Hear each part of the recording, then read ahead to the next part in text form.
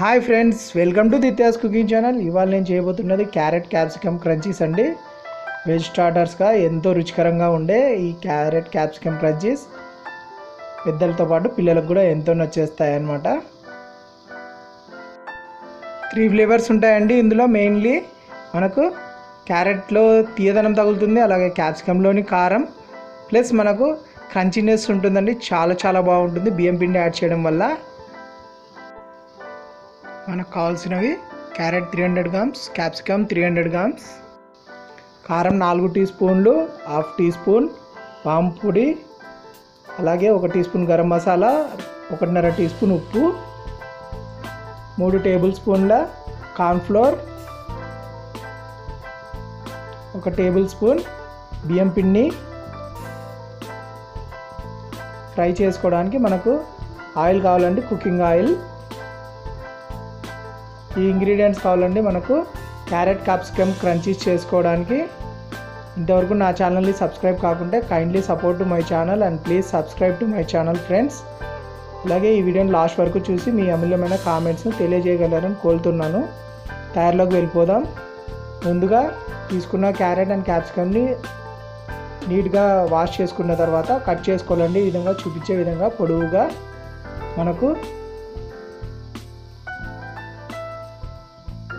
చూడండి. మరీ పలచగా లేకుండా మరీ మందంగా కాకుండా ఒక మోస్తరుగా ఉండేలా కట్ చేసుకోవాలన్నమాట. చూపించిన విధంగా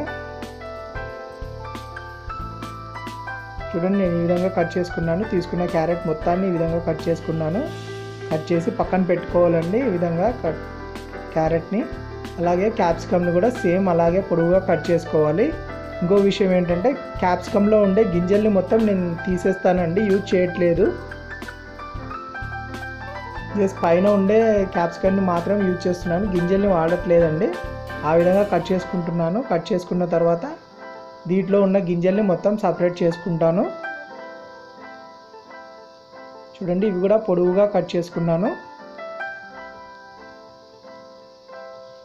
మనం కావాలంటే రౌండ్ షేప్లో కట్ చేసుకోవచ్చండి. క్యారెట్ని క్యాప్సికమ్ని కూడా నేను ఈ విధంగా పొడవుగా తీసుకున్నాను అనమాట.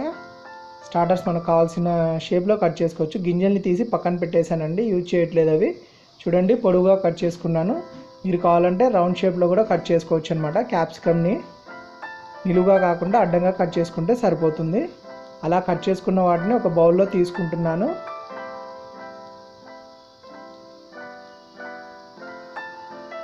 క్యారెట్ అండ్ క్యాప్సికమ్ని ఒక బౌల్లో తీసుకుంటున్నానండి.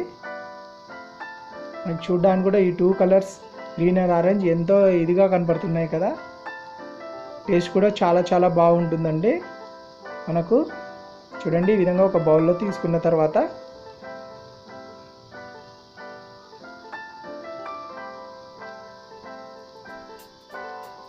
జింజర్ గార్లిక్ పేస్ట్ యాడ్ చేస్తున్నానండి, 1 టీ స్పూను. ఇది కంప్లీట్గా ఆప్షనల్ అండి. మీకు అవసరం అంటే యూజ్ చేసుకోవచ్చు, లేకపోతే లేదు. కంప్లీట్గా ఆప్షనల్ అనమాట. జింజర్ గార్లిక్ పేస్ట్ నేను 1 టీ స్పూన్ యాడ్ చేశాను. తర్వాత తీసుకున్న కారాన్ని, గరం మసాలా పొడి, అదే వాము పొడి అండి ఇది, అలాగే ఉప్పు, తీసుకున్న ఉప్పును కూడా యాడ్ చేస్తున్నాను. ఈ విధంగా యాడ్ చేసిన తర్వాత మనం తీసుకున్నవన్నీ బాగా కలిసేలా ఒకసారి లైట్గా కలుపుకోవాలండి. మరి గట్టిగా కలుపుకోవాల్సిన అవసరం లేదు, జస్ట్ ఊరికే లైట్గా కలుపుకుంటే సరిపోతుంది. చూపించే విధంగా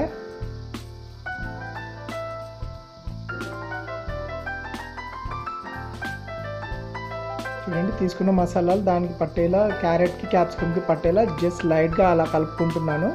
హెవీగా లేకుండా సింపుల్గా కలిపేస్తున్నాను.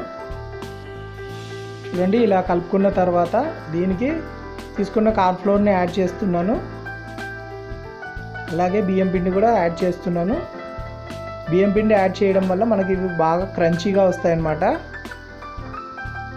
కాబట్టి బియ్యం పిండి కూడా యాడ్ చేస్తున్నాను. ఇవి యాడ్ చేసిన తర్వాత మరొకసారి బాగా పిండి అంతా పట్టుకునేలా క్యారెట్కు క్యాప్సికమ్కి బాగా కలుపుకుంటున్నాను.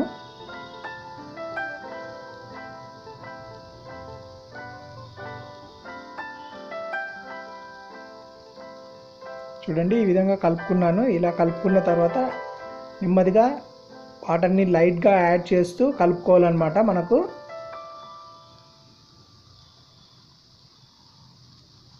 ప్రతి ఒక్క దానికి పిండి పట్టుకునేలా మనం లైట్గా వాటర్ యాడ్ చేస్తూ కలుపుకోవాలి. ఇప్పుడు మనం తీసుకున్న మసాలాలు కూడా ప్రతి దానికి మనకు పట్టేస్తుంది అనమాట, లైట్గా వాటర్ యాడ్ చేసుకోవడం వల్ల. చూడండి, ఈ విధంగా లైట్గా వాటర్ యాడ్ చేసుకుంటూ పిండి ప్లస్ మసాలాలు మొత్తం ప్రతి క్యారెట్ క్యాప్సికమ్ పీస్కి పట్టుకునేలా కలుపుకున్నాను. ఇలా కలుపుకున్న తర్వాత దీన్ని పక్కన పెట్టేసుకోవాలండి. చూడండి, ప్రతి దానికి పట్టేసుకుంది, నీట్గా కనపడుతుంది కదా. ఇప్పుడు స్టవ్ ఆన్ చేసుకొని బాణలు పెట్టుకున్నాను. బాణల్లో ఆయిల్ తీసుకుంటున్నాను.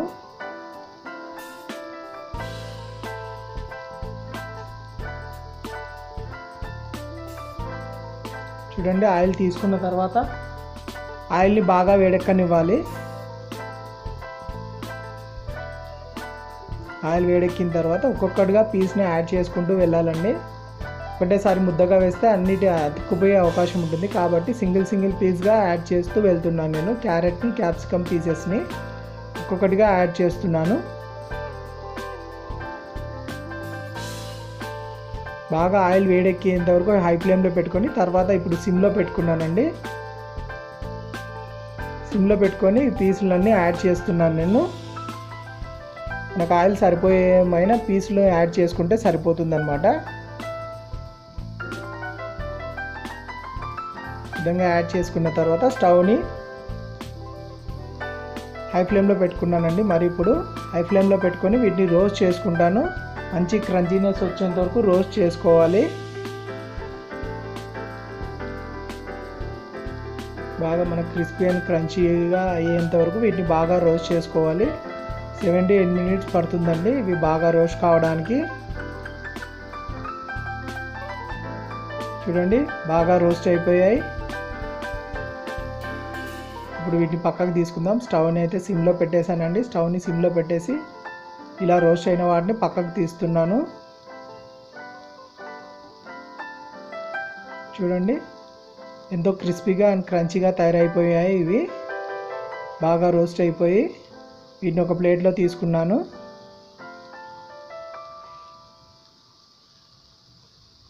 చూస్తున్నారు కదా, ఎంతో క్రిస్పీ అండ్ క్రంచీగా తయారైపోయాయి. ఇవి రోస్ట్ అయిపోయి కదా.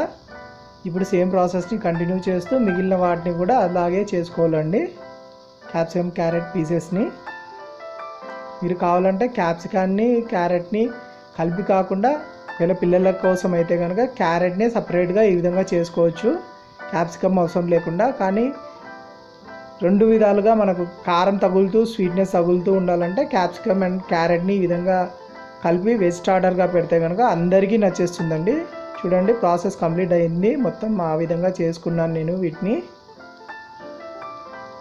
చూడండి, ఎంతో రుచికరమైన క్రిస్పీ అయినా అండ్ క్రంచీ అయినా క్యారెట్ క్యాప్సికమ్ క్రంచీస్ తయారైపోయాయండి. వెజ్ స్టార్టర్స్గా సూపర్గా ఉంటాయి. మనకి ఈవినింగ్ టైం స్నాక్స్ కూడా చేసుకొని తినడానికి చాలా బాగుంటాయండి ఇవి. మీరు ట్రై చేయండి క్యారెట్ క్యాప్సికమ్ క్రంచీస్. ఈ వీడియో మీకు నచ్చినట్టయితే లైక్ చేయండి, షేర్ చేయండి, కామెంట్ చేయండి. మరిన్ని లేటెస్ట్ వీడియోస్ కోసం నా ఛానల్ని సబ్స్క్రైబ్ అవ్వండి. Thank you friends, take care.